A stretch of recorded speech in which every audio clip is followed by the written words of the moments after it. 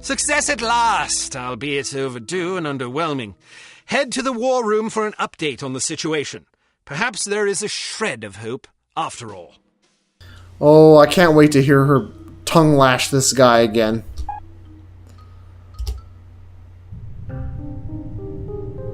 I can't believe this. She's late again. Where is that blasted girl? Give her a break, Smithy. About damn time. We need to do her hair. There's been a new development. I heard about the Monte Carlo incident. Was it harm? Indeed, they've just issued their demands.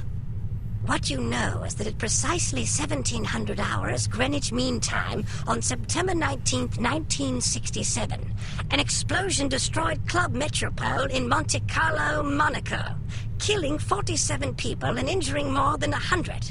What you do not know is that the source of the blast was not a mechanical device, but rather a man, Commissioner Maurice Albert. Because you are at least somewhat familiar with the research of Dr. Otto Schenker, you are therefore capable of comprehending both the plausibility of this claim as well as its implications. As we have demonstrated, our organization, HARM, possesses the recipe for a biological weapon of such insidious potential and singular destructive power that no one on the planet is safe. Unless our demands are met. This is outlandish. By now, I'm sure you have received the itemized list of our requirements. You have exactly 1 week to fulfill these requirements. If our demands are not met, we will be forced to discipline you. Already, we have infected prominent individuals in 36 major metropolitan areas around the world. The first of our unsuspecting victims will detonate at exactly 0600 hours on September 26th. The estimated death toll is 1 million people! 1 million! The remaining victims will detonate at 6-hour intervals thereafter. Once our terms have been met, we will deliver a list of infected persons as well as a quantity of antidote sufficient to curtail this catastrophe. However, because the deadline we have imposed is dictated by the chemical fuse inherent in the reagent itself, the sooner you comply with our wishes, the more time you will have available in which to administer the antidote. I assure you that you do not possess the medical means necessary to diagnose the infection, nor the technical means necessary to diffuse it. Therefore, it would be in your best interest not to squander valuable time on such useless endeavors. Furthermore, any attempts by your Secret Service organizations to interfere with HARM shall be severely punished. That is all. A puppet? That's Don't awesome. be fooled by the messenger. This situation is extremely grave. They certainly expect us to swallow a lot of maybes. Maybe they're telling the truth about Monte Carlo. Maybe the consequences would be as dire as they predict. Maybe there's an antidote. Maybe they'll fulfill their end of the bargain. I tend to agree with you, Agent Archer. But for the time being, I suggest we take them at their word. The word of a puppet? What are their demands? Mr. Smith? £50 million sterling, the continent of Australia, and an internationally recognized holiday to be known as Praise Be to Harm Day. Who wants Australia I don't see anyway? the point. Presumably, it is to praise harm. Duh. Not in the holiday. In their demands. It's obvious we aren't capable of fulfilling them. Harm must want us to forfeit. Nonsense. They may be madmen, but we have to presume they aren't completely irrational. Why even issue demands if their sole purpose were to cause destruction and chaos? Perhaps they expect a partial capitulation. That way they can get what they really want, the £50 million sterling. But they can also justify punishing us when we come up short on their other demands. It's obvious from the way they go on about their secret weapon that they're just itching to use it again. You hardly have the experience necessary to support such speculation. Sounds reasonable. Archer may be onto something. In any case, Harm's motives are irrelevant. Our goal is to stop them. Completely. No capitulation, no compromise. What about their warning? Once again, we must take them at their word. It is therefore imperative that we act swiftly and decisively. Our objectives are clear. We must obtain the list of infected individuals. We must get our hands on the antidote, and we must recover Dr. Schenker. And Volkov? He's only a threat if he knows what we're up to. If our theories are correct about Agent Lowry, Volkov shouldn't be much of a concern. What if your theories aren't correct? Then may God help us all. I hope we can come up with a better plan than that. What about the information we got off the ship? Well, the containers you photographed weren't accounted for on the shipping manifest, which comes as little surprise. I didn't photograph However, anything. Much of the cargo aboard the freighter was on its way to a chemical plant in southern England. When did I photograph something? I Not didn't do much to that. go on. Be that as it may, it's better than sitting on our hands waiting to find out if Archer's correct about Harm's intentions. And the captain's log? Useless. Shite. Yeah. Tell us about this chemical plant. It's owned by Dumas Industrial Enterprises. Dumas? As in Baron Archibald Dumas? What do you know about him?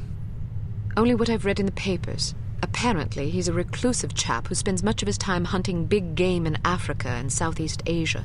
No one knows much about him except that he inherited the company from his father about 10 years ago. We're counting on you to discover whether or not he's connected to Harm. And if he is, First things first. For now, try to get an audience with the man. Size him up. We need to know what sort of fellow we're dealing with. Your best bet is to see if you can catch him at the chemical plant. There's also a corporate office up north, but apparently he doesn't spend much time there. Whatever you do, don't jeopardize your cover. It's imperative that we take Harm by surprise. understood.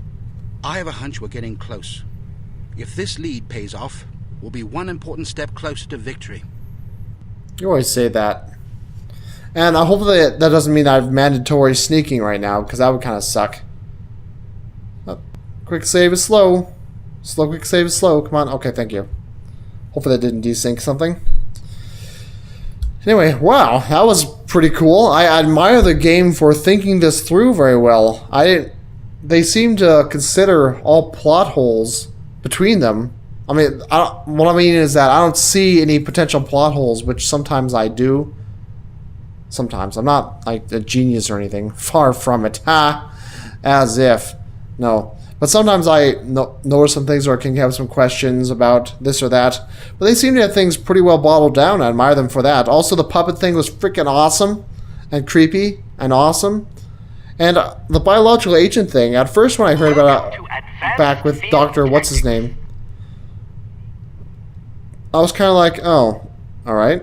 But now that they're really getting going with it, I'm like, hey, that's pretty cool. That's actually pretty clever. You know, I haven't heard that done before. A biological bomb. Although I have to ask though, how come the commissioner, when he exploded, isn't the lag again? Damn it! Isn't the part of the thing about this bomb that when it goes off, it'll also cause other people to explode as well? How come that wasn't the case with the commissioner? It was just him blowing up. I thought, or isn't it supposed to be that other people can get infected with it and then just blow up more and more and more? Isn't that what they discussed earlier? So why wasn't that the case there? Or were they just too isolated? I don't know. We've cooked up a stunning new perfume for you. Great. It temporarily blinds and dazes anyone caught in its influence. Do be careful not to spray it upwind. How is this better than the one that knocks him out? I'd rather have the one that just knocks him out cold. Why would I want one that just makes him stand around going, ugh? How is that better?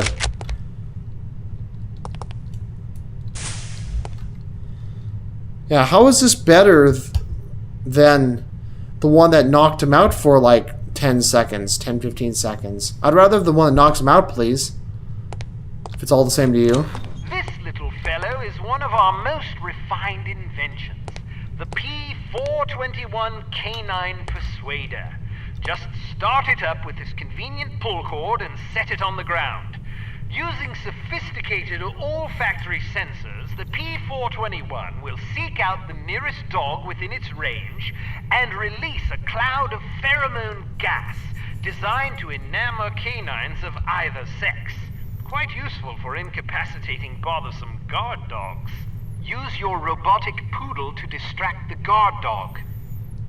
You seriously invented a robotic dog sex toy? What? So I'm gonna like send this poodle out over there, and this dog's gonna hump on it and just, yeah, I'll hop on it, hump on it. Yeah, it'll hump on it. It'll just keep humping it, and that's how I distract it because they'll all be too horny to go after me. What the hell? That is the most ridiculous thing I've ever seen. Come here. I want to pick it up again. I screwed it up. Damn it. Give me another one. I screwed that up. Okay, well, I guess he's distracted. Yeah. He's got a red rocket going right now. Ugh. And this guy up in the window here is just loving the show. Freak.